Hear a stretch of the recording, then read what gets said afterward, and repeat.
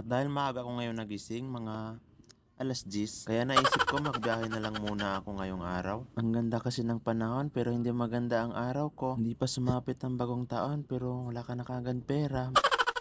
Meron ako nakuhang first booking, ganito lang kalit ang ipapadala. Sana ganito lagi kalilit ang ipapadala ng mga customer para kahit 10 booking, dadalin ko yan. Meron na rin pala ako nakuhang pangalawang booking at dito natin pipick upin sa Kentucky Fried Chicken. Ito palang meaning ng KFC o ngayon mo lang din nalaman, no? Naabutan ko si sir, kumakain pa, niyaya niya akong kumain. Sabi ko, pwede pera na lang sir. Sige sir. Yun no. Galante pala ito si sir, shout out kay sir, mabuhay ka sir hanggat kaya mo. Bilis ko na kumilos dahil binigyan pa tayo ng tip. Nakarating kaagad ako sa una nating drop off dito sa NIA Terminal 3. Ay iba pala yun. Sunod natin na i-drop itong pangalawang booking, itong alak. Sana hindi kayo malasing nito sir. Hindi nagtagal, nakakuha na rin ako na pangatlong booking. Nagtip kasi yung customer dito ng 100 kaya sinunggaban ko kagad. Gusto ko kasi yung tipong mga long ride, bali galing pala itong Banawe papuntang US State, 3 kilometers. Pagkatapos ay nakakuha na naman tayo kagad ng booking papuntang Pasig galing dito sa Recto.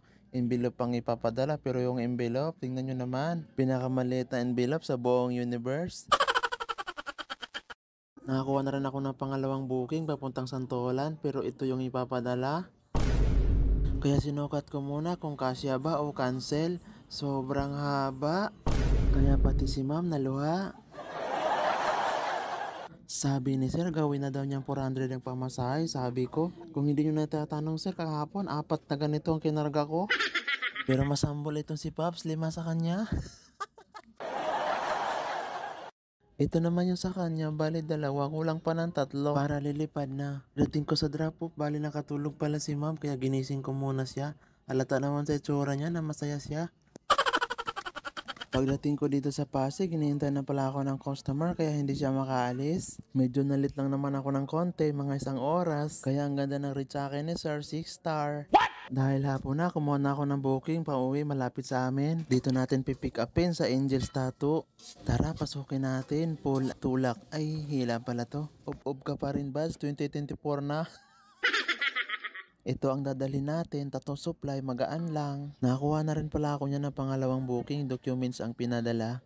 May babayaran pala. Ano po? May babayaran 168.